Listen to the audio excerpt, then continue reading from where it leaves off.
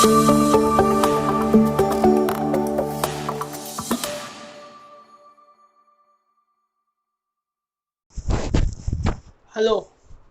Hello my dear friends, welcome back to my channel. आज हम लोग एक ऐसा कॉन्सेप्ट देखेंगे जो लास्ट लेक्चर में छूट चुका था। आपको मैंने क्लियरली कहा था कि वो दो कॉन्सेप्ट जो है वो मैं अगले लेक्चर में आपको समझा दूंगा before question and answer start होने से पहले। ठीक है, तो अब देखते हैं वो दो पॉइंट्स थे क्या आपने, उसके बारे में डिस्कस करते हैं। ठीक है, सबसे पहले हम लोग बात करते हैं arrears of rent, unrealised rent. ठीक है, ये एक कॉन्सेप्ट था अपना। और सेकेंड वन कॉन्सेप्ट था प्री एक्विजिशन इंटरेस्ट। क्या बोला था मैंने? Pre acquisition interest on loan. ठीक है, ये दो चीज़ के बारे में पढ़ना है अभी अपने को। सर इसमें ऐसा क्या है, देखो हम लोग क्या करते हैं ना, जब वो फॉर्मेट बनाते हैं, किसका फॉर्मेट? हाउस प्रॉपर्टी का फॉर्मेट बनाते हैं। ठीक है, प्रीवियस लेक्चर्स देखना मैंने इंटरेस्ट के ऊपर बहुत कुछ बोला है, उसके ऊपर मैंने बहुत सारे प्रोविजंस बताए। इंटरेस्ट एक है, बट ये थोड़ा इंटरेस्ट का ही पार्ट है, बट थोड़ा अलग है ये। ठीक है, तो उसके लिए मैंने इसको अलग से रखा है सेशन। और ये अनरियलाइज रेंट और एरियर्स ऑफ रेंट, ये दोनों के बीच का डिफरेंस समझ के लेंगे आज। ठीक है, तो जब हाउस प्रॉपर्टी का इनकम तुम कैलकुलेट करते हो, ठीक है, वो छोड़ो, जब हाउस प्रॉपर्टी का इनकम तुम लोग कैलकुलेट करते हो तो लास्ट तक आप लोग आ जाते हो इनकम फ्रॉम हाउस प्रॉपर्टी तक, राइट? मतलब जीएवी लेते हो, जीएवी माइनस क्या करते हो? म्यूनसिपल टैक्सेस, उसके बाद में एनएवी बचता है, उसके बाद स्टैंडर्ड डिडक्शन, फिर इंटरेस्ट, फिर उसके बाद में इनकम फ्रॉम हाउस प्रॉपर्टी करते हो, राइट? बट वहाँ तक जाना है डिडक्शन इंटरेस्ट तक, उसके बाद जो बचता है ना, उसके बाद वाला पार्ट है, उसके बाद वाला पार्ट है, याद रखना। जैसा मैं बोलूँ एनएवी है, ठीक है, एनएवी आ गया। एनएवी के बाद में मैं क्या करूँगा? डिडक्शंस क्लेम करूँगा 24 में। ठीक है, स्टैंडर्ड डिडक्शन जो 30% बोलता है, उसके बाद में इंटरेस्ट है जो कितना जो भी है अमाउंट होगा उसका। ठीक है, ये दोनों माइनस हो जाता है।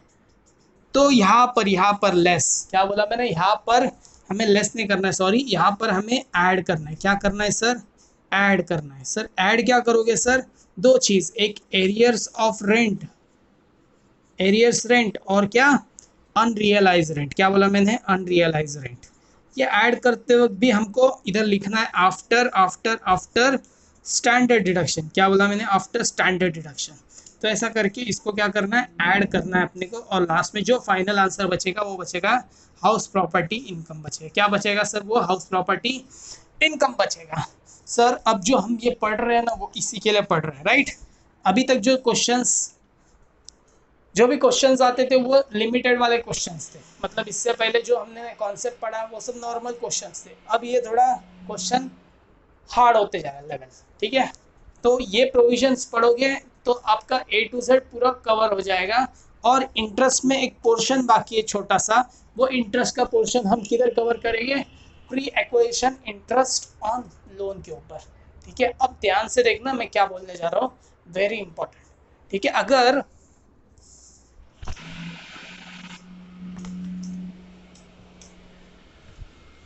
सर ये दोनों के बीच का डिफरेंस समझते पहले। सर एरियर्स का मतलब क्या होता है?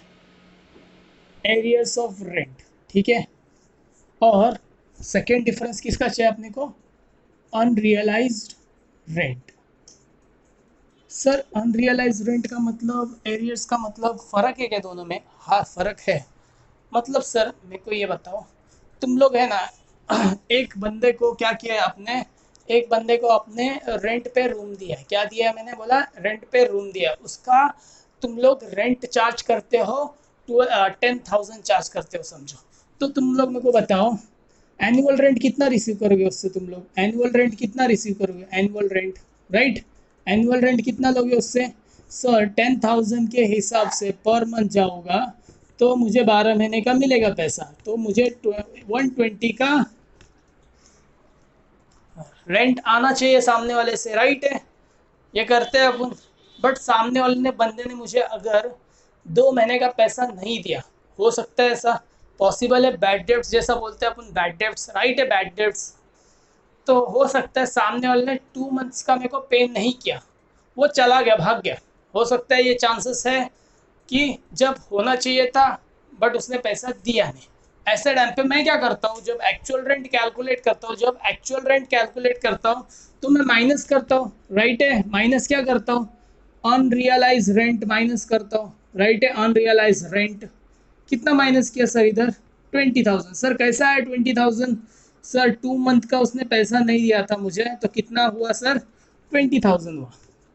अनरियलाइज रेंट, जिसको बैड डेट्स भी बोल सकते हैं अपन। बैड डेट्स मतलब जो पैसा डुबाकर चला जाता है उसको बोलते हैं बैड डेट्स। तो सर अनरियलाइज रेंट का मतलब वो होता है जो पैसा अपने को दिया नहीं, एज अ रेंट देना चाहिए था, किसको सर, वो बंदे को देना चाहिए था। यूज किया ना उसने अपना प्रॉपर्टी, अपना कॉन्ट्रैक्ट था, एग्रीमेंट था उसके साथ कि 12 महीने का इतना चार्ज करूंगा, बट उसने 8-10 महीने तक तो दे दिया, बट आगे का 2 महीना देने से पहले वो चला गया, भाग गया, मतलब पैसे यूज कर लिया प्रॉपर्टी बट पैसे नहीं दिए, चला गया। तो ये बना अनरियलाइज रेंट। जब तुम लोग एक्चुअल रेंट कैलकुलेट करते हो तो तुम लोग ऐसा फॉर्मूला यूज करके ऐसा निकालते हो, actual rent received, actual rent received, right है, ये वाला निकालते हैं अपना। तो ये बन गया। अब क्या हुआ, ये हुआ था अपना ये हुआ था अपना प्रीवियस ईयर 2018-19 की बात थी, कभी की बात थी ये, 2018-19 की बात थी। अब मैं करंट ईयर की बात कर रहा हूँ, क्या कर रहा हूँ मैं, करंट ईयर कौन सा है सर, अपना प्रीवियस ईयर 1920 है, जिसको असेसमेंट ईयर क्या बोलते हैं, 2021, ठीक है। ये मेरा करंट ईयर है, अभी का सिचुएशन में क्या है। अब मैं क्या कर रहा था, मैं किसी और बंदे को दे दिया है रेंट पे, तो यूज कर रहा है। अब अचानक क्या हुआ, एक 8-10 महीने के बाद जो है ना, वो जो बंदा था ना, जो प्रॉपर्टी जिसको दिया था मैंने, ये पर्सन, इधर जो पर्सन था, अब ये कोई दूसरा पर्सन है, समझो मिस्टर ए, ठीक है, ये ए वाले को मैंने दिया था, उसने 20,000 मेरा डुबा के चला गया। अब मिस्टर, यहाँ पर बी को दिया है मैंने, क्या दिया है, बी को प्रॉपर्टी रेंट पे दिया है। तो ऐसा टाइम पे क्या, बी का तो एक्चुअल रेंट में तो लेता ही हूँ, राइट है, मैं कैलकुलेट करूंगा इधर एक्चुअल रेंट रिसीव्ड करके। बट क्या हुआ ना, मिस्टर ए ने आके पैसा दे दिया रे मेरे को, वो जो 20,000 था ना 2 महीने वाला, वो पैसा है ना, ए ने बैड डेट्स नहीं किया बट मेरे को नेक्स्ट ईयर ला के दे दिया उसने। तो उसने जो रेंट उससे रिसीव हुआ, जो रेंट रिसीव हुआ मिस्टर ए से, कितना देगा वो सर, 2 मंथ्स का दिया होगा उसने 10,000 के हिसाब से, जो उसने डुबाया था मुझसे लास्ट ईयर, जो उसने क्या किया था, पैसे दिए नहीं था, उसने वापस ला के दे दिया मुझे। तो कितना हुआ सर ये, 20,000। ये जो 20,000 है ना, ये 20,000 जो मिलना चाहिए था मुझे, मिला नहीं था, बट उसका मैंने डिडक्शन ऑलरेडी क्लेम किया था। ये डिडक्शन मैंने लास्ट ईयर माइनस किया था ना, उसको तो डिडक्शन बोलते हैं। जब assessing officer, income tax officer पूछेगा तेरा एनुअल रेंट कितना है, तुम लोग बोले 1,20,000, तो बोले 1,20,000 में कैलकुलेट, तुम क्या बोलोगे, रुको रुको रुको, उसने मेरे को 20,000 दिया नहीं है, वो माइनस करो भाई, उससे मेरा इनकम बढ़ता है, टैक्स क्यों भरूँ मैं। तो उसने बोला ठीक है, अनरियलाइज्ड है ना, मैं माइनस कर देता हूँ। तो उसने माइनस करके 1,00,000 ही लिया था। अब वो 20,000 फिर से मेरे पास आ रहे एज अ रेंट, ठीक है, जो डुबाया था उसने नेक्स्ट ईयर मेरे को लाके दे दिया। अब नेक्स्ट ईयर लाके दे दिया तो तुम लोग क्या करोगे, वो 20,000 दिखाना पड़ेगा क्या, नहीं, क्योंकि उस टाइम पे तो नहीं दिखाया था तुम लोग ने। तो ऐसा टाइम पे इनकम टैक्स ऑफिसर क्या बोलेगा, भाई लास्ट टाइम में तुझे माइनस करके ले लिया जब नहीं मिला, अब मिला तो प्लस करना, तेरा काम बनता है प्लस करने का। तो ये 20,000 जो है इस बार इधर आ जाएगा, किधर आ जाएगा, अनरियलाइज रेंट में। जैसा अनरियलाइज रेंट है ना, ये 20,000 आ जाएगा सर, क्या आ जाएगा सर, 20,000 आ जाएगा, राइट है, सिंपल है, समझा। जो पहले पैसा नहीं मिला था वो आज मिल रहा है मुझे, तो आज मिल रहा है ना, प्रीवियस टाइम में तुम लोग इसका डिडक्शन ले लिया, तो इस बार तुम लोग एज एन इनकम तुमको दिखाना पड़ेगा, इसलिए वो किससे ऐड हो रहा है, जो इनकम फ्रॉम हाउस प्रॉपर्टी में ऐड हो रहा है वो सर, ऐड हो रहा है। चलो ये इनकम मान लेता हूँ मैं, जब इनकम मानूंगा मैं इसको, जब मैं इसको इनकम मानूंगा तो इसके ऊपर डिडक्शन में तो वेस्ट कर दिया ना। समझो अगर ये 20,000 इधर आया होता तो तुम लोग क्या करते, ग्रॉस एनुअल इनकम में आया होता तो तुम क्या करते, उसका 30% डिडक्शन तो लेते ना, राइट है क्या नहीं। कोई भी इनकम जीएवी में आता है, इधर जीएवी में समझो 20,000 आ गया तुम्हारा, तो तुम क्या करते हो, 30% तो माइनस करते हो ना, उसका बेनिफिट मिलता है ना। तो तुम लोग क्या बोलेगे, इनकम टैक्स ऑफिसर बोलेगा भाई तुमको 20,000 मिला है तो वो इनकम दिखाओ। तो तुम लोग क्या बोलेगे, मैं इनकम दिखा दूंगा, बट तुम जो 30% बेनिफिट देते हो वो भी तो देना पड़ेगा आपको। तो इनकम टैक्स ऑफिसर ने बोला हाँ भाई सही है, अगर तू ये 20,000 इधर माइनस नहीं करता तो 120 आता, 120 इधर भी आता, ये 120 इधर भी आता, 120 से तुम लोग 30% माइनस भी कर लेते, मतलब वो 20,000 में 30% माइनस कर रहे हैं ना मैं। तो सेम यहीं पर भी वही कॉन्सेप्ट है, जो 20,000 तुम लोग अनरियलाइज रेंट मिल रहा है ना, लास्ट ईयर तो डिडक्ट कर लिया, बस इस बार मिल रहा है वो 20,000 जो मिल रहा है ना, उसका वो 30% का स्टैंडर्ड डिडक्शन तुमको बेनिफिट मिलना चाहिए। ठीक है, तो इसलिए मैं क्या करूंगा, यहाँ पर जब 20,000 लिखता हूँ ना, वो किस कैसा होना चाहिए, आफ्टर 30%, 30% चार्ज करने के बाद होना चाहिए। तो 20,000 का 30% कितना होता है सर, 6,000 होता है। कितना होता है सर, 6,000। तो वो माइनस हो जाएगा, तो माइनस होके कितना बचता है सर फिर, 14,000। तो ये 14,000 क्या होगा, तुम्हारा इनकम फ्रॉम हाउस प्रॉपर्टी में ऐड होगा। जो अनरियलाइज रेंट लिया मैंने उसमें से मैं क्या कर रहा हूँ, वो 30% माइनस कर रहा हूँ उसमें से, और जो बचा कुचा जो है ये एज एन एक्सपेंसेस मेरे को मिलना चाहिए बेनिफिट। ठीक है, पूरा इनकम मैं नहीं खाऊंगा, उसमें थोड़ा मेरे को एक्सपेंसेस भी दो, और बच्चा वो 14,000 एज एन इनकम दिखाओ, और वो इनकम फ्रॉम हाउस प्रॉपर्टी में ऐड करो as a unrealise rent. Clear है सर, सिंपल है, कोई डाउट नहीं इसके अंदर। Very good sir. अब ये एरियर्स ऑफ रेंट क्या होता है sir, sir arrears of rent का मतलब होता है अनरियलाइज रेंट जैसी है उसको भी हम क्या करेंगे, अमाउंट लेंगे यहाँ पर ऐड करेंगे और 30% माइनस करेंगे। ये क्लियर है अभी।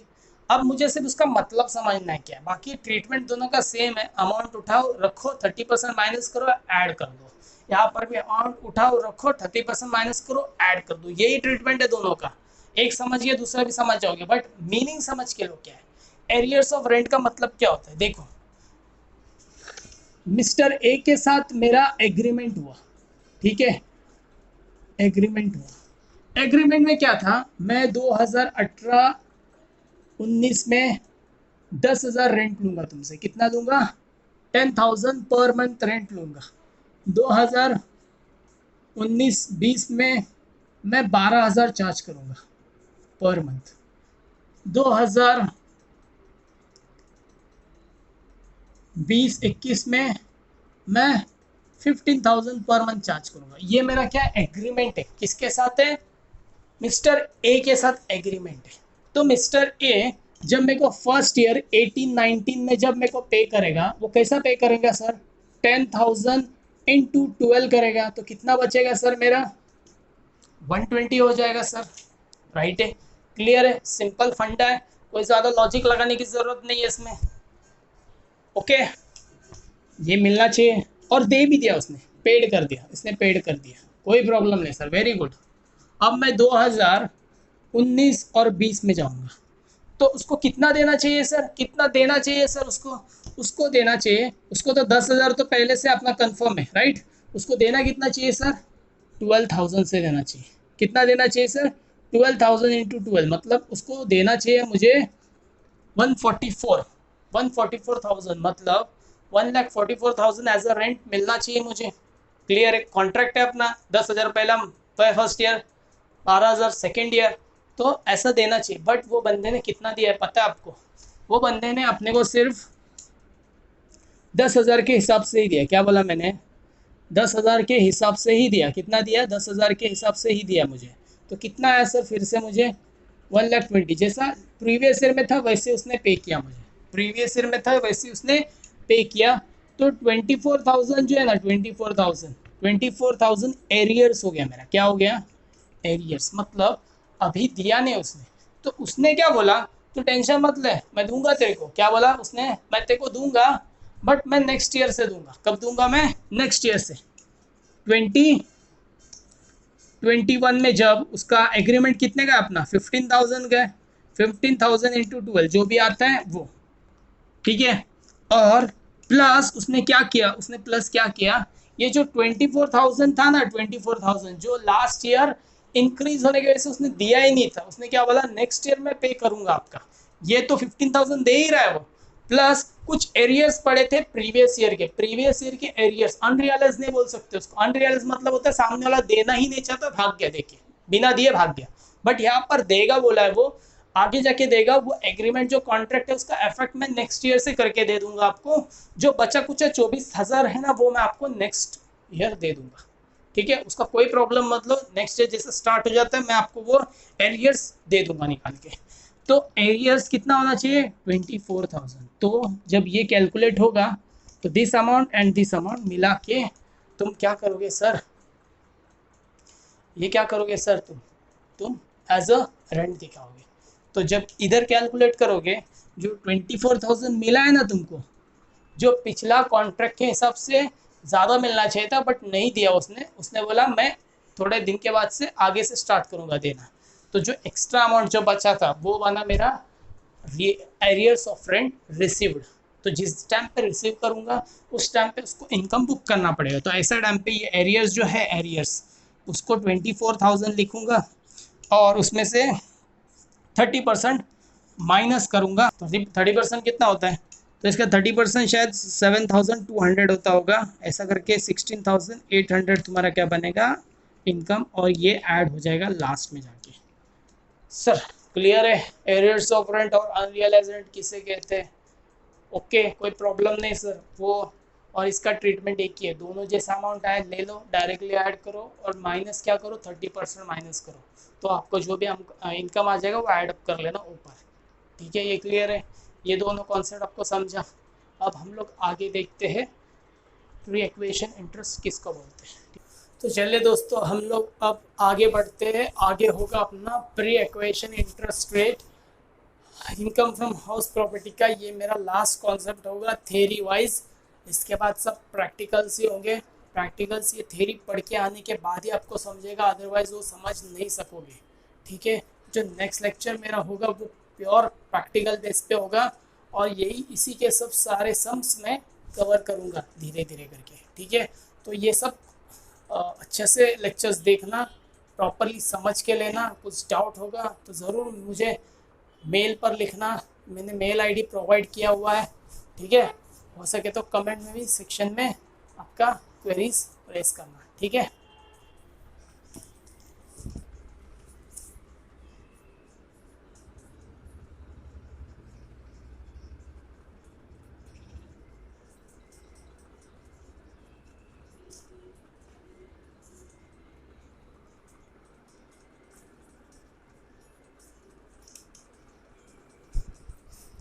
चलो क्या लिखा है, pre acquisition interest on loan.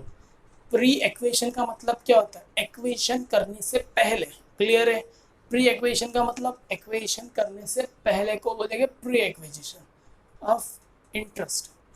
अब इंटरेस्ट ऑन लोन, इंटरेस्ट किस पे है सर, लोन पे, लोन किस पे है सर, हमने प्रीवियसली पूरा पढ़ा है, लोन किस पे होना चाहिए, कंस्ट्रक्शन एक्विजिशन ये सब चीज़ पे, मतलब प्रॉपर्टी के रिलेटेड ही होना चाहिए, प्रॉपर्टी से बाहर नहीं जाना चाहिए, क्लियर है। तो लोन, लोन का नेचर क्या होना चाहिए सर, कंस्ट्रक्शन, ठीक है, एक्विजिशन, ठीक है, रिपेयर्स, रिनोवेशन, एक्सेट्रा एक्सेट्रा। मैं ज़्यादा नहीं बोलूँगा, ये प्रीवियसली वीडियो में जाके देख लेना, सब डिटेल में लोन के बारे में बात किया है मैंने, ठीक है। ये सब चीज़ पे क्या हुआ है, लोन लिया है मैंने। अब क्या है प्रॉब्लम, ये लोन जो लिया है ना मैंने, वो डेट है उसका, समझो मैंने लोन लिया है 1/4/2015, हो सकता है सर ये टाइम पे मैंने लोन लिया है, हो सकता है सर ये टाइम पे मैंने लोन टेकन, ठीक है, और मेरा जो है ना लोन लेने के बाद मैं प्रॉपर्टी को कंस्ट्रक्ट कर सकता हूँ, मैं एक्वायर कर सकता हूँ, कुछ भी कर सकता हूँ, ठीक है, मैं खरीद भी सकता हूँ, मैं बना भी सकता हूँ एक प्रॉपर्टी को। अगर मैं बनाने जाता हूँ तो टाइम लेता है हर चीज़, राइट है, एक्विजिशन में भी टाइम लेता है, बट जो कंस्ट्रक्शन में होता है वो ज़्यादा टाइम लेता है, ठीक है। तो अगर मेरा कंस्ट्रक्शन कंप्लीट होता है, क्या बोला मैंने, कंस्ट्रक्शन कंप्लीट होता है। कब हो रहा है सर मेरा कंस्ट्रक्शन? मान के चलो 1/10/2018 में कंस्ट्रक्ट हो रहा है। क्या हुआ? 1/10/2018 में कंस्ट्रक्शन हो रहा है। चलो 18 की जगह 19 ले लेते फिलहाल, तो हम जल्दी नज़दीक पहुंचेगा अपनी ईयर के, ठीक है। तो ये पीरियड के बीच में मेरा क्या चला? अच्छा खासा कंस्ट्रक्शन होता चला गया, कंस्ट्रक्शन होता गया, और plus plus interest on loan पे करता गया मैं। इंटरेस्ट, प्रिंसिपल, इंटरेस्ट हो गया, प्रिंसिपल, ये सब मैं क्या करता गया? पे करता गया। किसको? बैंक्स को, क्योंकि लोन लिया है ना मैंने।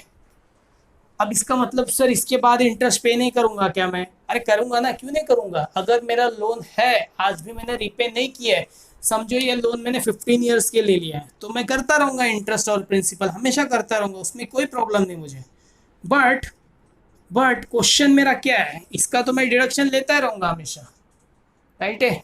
इसके लिए मैंने प्रीवियस लेक्चर में बताया था इसका कैसा बेनिफिट लेते हैं इंटरेस्ट का, राइट।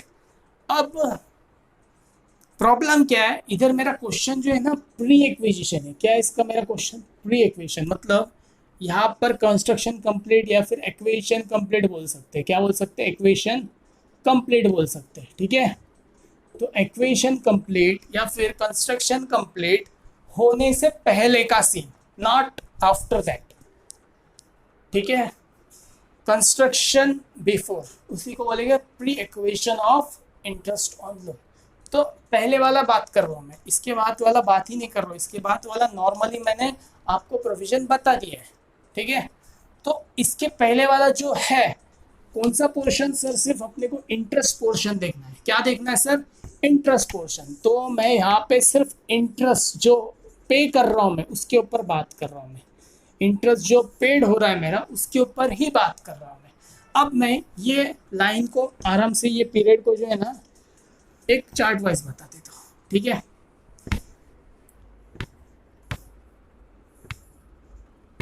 ठीक है, अब मेरे को बताओ मैंने लोन कब लिया था सर? 1/4/2015 को लिया था सर लोन। कोई doubt sir? Loan taken. Sir इसके बाद कौन सा पीरियड आता है? इसके बाद जब पीरियड चेक करोगे तुम लोग, इधर समझो 31 मार्च 16 आता है, हो सकता है 1 साल हो गया। आगे बढ़ो सर, इधर क्या आता है? 31 मार्च 17 आता है सर, ये भी आगे बढ़ो सर, वेरी गुड। इधर जाओ, इधर क्या आता है? 31 मार्च 18 आता है सर। इधर जाओ 31 मार्च 19 आता है सर। इधर जाओ 31 मार्च 20 आता है। यहाँ पे क्या आता है? 31 मार्च 20, ठीक है। डाउट है सर कुछ इसमें? सब पीरियड को मैंने रख दिया। लोन यहाँ पे लिया अपन ने, कंस्ट्रक्शन का खत्म किधर हुआ है? यहाँ पर खत्म हुआ है, तो कहाँ पर आता है ये पीरियड? ओके, फिर से एक बार प्रॉपरली लिख देता हूँ मैं, ठीक है। समझो 31 मार्च 16 यहाँ पर आता है, समझो 31 मार्च 17 यहाँ पर आता है। आगे बढ़ो, 31 मार्च 18 यहाँ पर आता है। 31 मार्च 19 यहाँ पर आता है। 31 मार्च 20 यहाँ पर आता है, ठीक है। अब मेरे को बताओ सर, कंस्ट्रक्शन लोन यहाँ पर लिया है मैंने, कंस्ट्रक्शन कहाँ पर ख़त्म हुआ है? 1/10/2019 में ख़त्म हुआ है। मेरे को बताओ 2019 यहाँ पर है, राइट। 1/10 इधर आया, समझो ये पॉइंट है मेरा, और यहाँ पे मैंने लोन लिया था। तो यहाँ पे आके क्या ख़त्म हो रहा है सर? कंस्ट्रक्शन क्या हो रहा है? कंस्ट्रक्शन मेरा कंप्लीट हो रहा है। कोई डाउट है सर? तो सर ये कंस्ट्रक्शन कंप्लीट हो रहा है और यहाँ पे लोन लिया है मैंने, तो इसके बीच का जो इंटरेस्ट होगा ना, इसके बीच का जो इंटरेस्ट होगा ना, इसके बीच का इंटरेस्ट, तो याद रखना जब भी कंस्ट्रक्शन कंप्लीट होता है उसके प्रीवियस जो क्लोजिंग होगा ना वो डेट पे जाना। क्या बोला मैंने? जब कंस्ट्रक्शन कंप्लीट होता है उसके प्रीवियस डेट पे जाना। क्लियर है? प्रीवियस डेट मतलब सर यहाँ पर कंस्ट्रक्शन कंप्लीट हो, उसका प्रीवियस क्या है सर? यहाँ पर है प्रीवियस, राइट है। उसके प्रीवियस जो एंडिंग ईयर है, प्रीवियस ईयर एंडिंग है, कौन सा है सर उसका प्रीवियस ईयर एंडिंग? 31 मार्च 2019 है, ठीक है, राइट है ना, 31 मार्च 2019। अगर सर ये यहाँ पर होता तो मैं ये प्रीवियस को लेता, सर यहाँ पर होता तो मैं ये प्रीवियस को लेता है, सर यहाँ पर होता तो मैं ये, कहीं पर भी हो उसके प्रीवियस 31 मार्च किधर आ रहा है उधर जाना तुमको, ठीक है। तो मैं यहाँ पर आया कंस्ट्रक्शन, तो उसकी प्रीवियस पीरियड में इधर आया मैं, तो इसके बीच में टोटल इंटरेस्ट, इसका टोटल इंटरेस्ट कितना आ रहा है देखो, अगर इंटरेस्ट में मान के चलता हूँ 60,000 इंटरेस्ट आ रहा है, कितना आ रहा है सर 60,000 इंटरेस्ट आ रहा है, हो सकता है सर 60,000 इंटरेस्ट आ रहा है 1415 से लेके 31 मार्च 2019 तक मेरा कितना आ रहा है सर 60,000 आ रहा है, 60,000 डिवाइड बाय क्या करूँगा मैं 5, डिवाइड बाय 5 क्या है सर इक्वल इंस्टॉलमेंट, क्या है वो इक्वल इंस्टॉलमेंट, आगे के 5 ईयर्स भी बोल सकते हो आप, ठीक है, डिवाइड बाय 5 करना, ठीक है। तो डिवाइड बाय 5, अब क्या बोलूँगा मैं डिवाइड बाय 5 करूँगा, 5 किया सर कितना हुआ सर 12,000 पर ईयर, क्या बोलेंगे इसको 12,000 पर ईयर।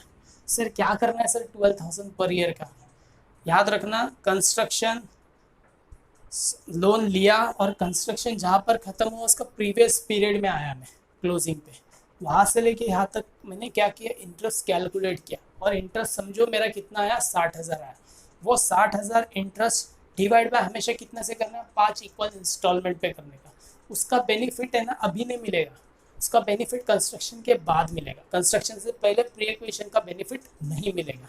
सर कितना 12,000 आया ना, तो ये 12,000 का बेनिफिट कब लूँ सर मैं, आपको क्या करना पड़ेगा, अब ये ईयर है ना यहाँ से यहाँ, तो मैं आगे ईयर लिखता हूँ मैं यहाँ पर कितना था